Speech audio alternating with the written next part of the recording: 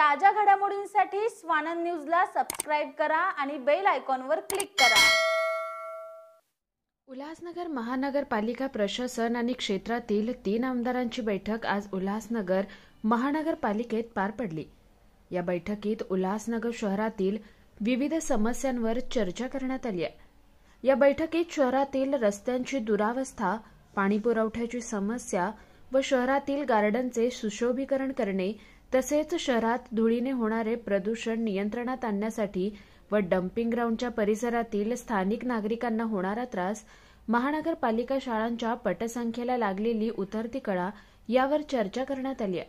अशा अनेक समस्या आमदार आणि त्यांच्याबरोबर आलेल्या पदाधिकाऱ्यांनी उल्हासनगर महानगरपालिका आयुक्त विकास ढाकणे यांच्यासमोर मांडल्या।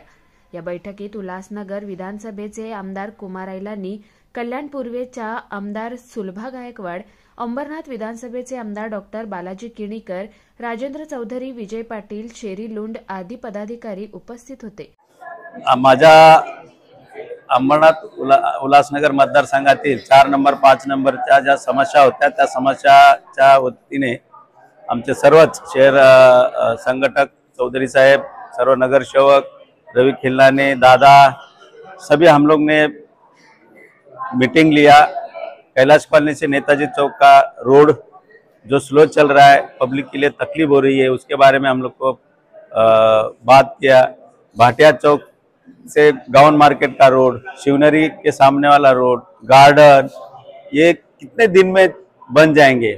अभी हमारा MMRD के साथ भी मीटिंग कर रहे हैं कि भाई जो बंद पड़े हुए रोड है वो जल्दी से जल्दी चालू करे, और जो धूल से तकलीफ हो रही है पब्लिक के लिए उसके लिए भी सॉल्यूशन करने के लिए बोले। और एक कचरा डंपिंग ग्राउंड में मेंटेनेंस नहीं होने के कारण उधर आग लगना, उधर केमिकल नहीं डालने के कारण उधर बांस आना, ये जो समस्या बढ़ रही है हमारे 4-5 नंबर में, वो तुरंत आप उसके ऊपर केमिकल, मिट्टी और जो आग लग रही है और उसका धुआं का तकलीफ हो रहा है, उसके लिए सॉल्यूशन निकालने के लिए ये भी हम लोग ने उधर मीटिंग लिया।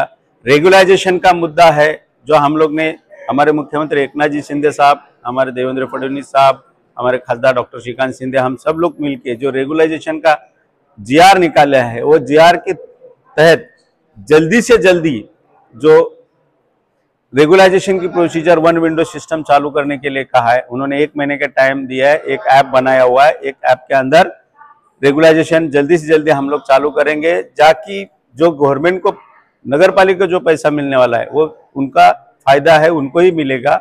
टैक्स का मुद्दा लिया उन्होंने, टैक्स के बारे में बोला कि भाई कुछ जगह पे डबल टैक्स लगता है, कि कुछ जगह पे ट्रिपल टैक्स लगता है, उसका कुछ तो सोल्यूशन करके। तो उन्होंने कहा है कि हम लोग ने एक ऐप बनाया हुआ है, वो 1 महीने के अंदर ऐप के तहत जल्दी से जल्दी सबको टैक्स भरेंगे, भरने के जो प्रोसीजर है वो भी हम लोग चालू कर रहे हैं। उसके बाद हम लोग पानी की जो समस्या है, वो पानी की समस्या जो मेन लाइन में जो अनलीगल कनेक्शन लिए हुए है वो भी तोड़ने के लिए हम लोग ने कहा है, जाकि पब्लिक को, गोरगरीब लोगों को पानी मिले। ये सब समस्या हम लोग ने उनको बताया और उसका सोल्यूशन 1 महीने के अंदर हमको देगा करके हमारे आयुक्त साहब ने ये सब बताई है। जहाँ पे कुछ जगह पे पानी के कनेक्शन नहीं दे रहे वो भी देने के लिए कहा। सर, कहीं पे 5 नंबर में पानी की काफी किल्लत थी, जिसको लेकर भी कुछ हंगामा हुआ कि कुछ लोगों की दादागिरी थी, जिसकी वजह से अधिकारी काम नहीं कर रहे। इस विषय पर क्या चर्चा? मैं वो अधिकारी को कहा, एक तो तुम कनेक्शन करके दो, नहीं तो मैं खुद जाके उधर खड़ा होकर कनेक्शन दे दूंगा। जो भी है गवर्नमेंट के लीगल काम की वजह से क्यों काम नहीं करते हो? सरकारी शाला के विषय में हाँ, हमने बोला सरकारी स्कूल का जो भी है, जितने भी हमारे महानगर पालिका के स्कूल है, एक तो एक जगह पे उसका एक बिल्डिंग बनाओ, जो एक स्ट्रक्चर प्रोजेक्ट बनाइए, प्रोजेक्ट शासन को दीजिए, हम उनके माध्यम से ही पैसा ले लेंगे। और एक ही जगह, जैसे 4 नंबर में एक पहली से डायरेक्ट 10वीं तक सेमी इंग्लिश करने का, जाकि लोगों का भी अवेयरनेस बढ़ जाएगा, गोरगरीब के बच्चे लोग भी सेमी इंग्लिश में पढ़ेंगे और पट संख्या है वो भी बढ़ेगी। सर, 3 सालों से प्रबंध गार्डन का काम चल रहा है, अभी तक अधूरा ही काम है, इस सब्जेक्ट में आपके उन्होंने कहा है हम 1 महीने के अंदर वो पूरा कर देंगे, नहीं करेंगे तो हम उधर हमारे सभी लोग उधर के लोक प्रतिनिधि जो हमारे शिवसेना के, भाजपा के और सभी लोग मिलके हम लोग उधर आंदोलन करने वाले हैं। पिछले 4 सालों से भाटिया से गाउन मार्केट का रास्ता भी अधूरा लटका हुआ है, तो इस विषय पर भी अधिकारियों ने टालमटोल किया जा रहा है एक दूसरे के ऊपर। तो मैंने कहा कि भाई कोई अमावस्या पूर्णिमा का उधर जाके क्या सत्यनारायण की पूजा डालना पड़ेगा क्या? तो नहीं करेंगे 8 दिन के बाद तो हम उनको हमारे स्टाइल से दिखाएंगे काम कैसा नहीं होता। नहीं, हमारे महायुति के तीनों आमदार और महापालिका आयुक्त सबके साथ उल्लासनगर की समस्या को लेके एक बड़ी मीटिंग यहाँ पर हुई है। फिर पानी की समस्या थी, उसके ऊपर चर्चा हुई, एमएमआरडी के रास्तों के ऊपर चर्चा हुई, 5 नंबर के डंपिंग ग्राउंड के ऊपर चर्चा हुई। डंपिंग ग्राउंड का दुर्गंधी आ रही है और वो धुआं आ रहा है, उसके ऊपर चर्चा हुई। साथ ही साथ में इस शहर का महत्वपूर्ण विषय था, वो कई सालों से इस शहर के लिए लागू हुआ है, शासन ने जीआर निकाला है, और रेगुलाइजेशन का विषय, वो विषय के लिए चर्चा हुई। सभी जो बातें के ऊपर सभी लोग हमारे पार्टी के नगर सेवक, महायुति के नगर सेवक, तीनों महायुति के हमारे आमदार और सभी कार्यकर्ता नगर सेवक, इन्होंने चर्चा की। 1 to 1 चर्चा करके 2 घंटे तक ये बैठक हुई है।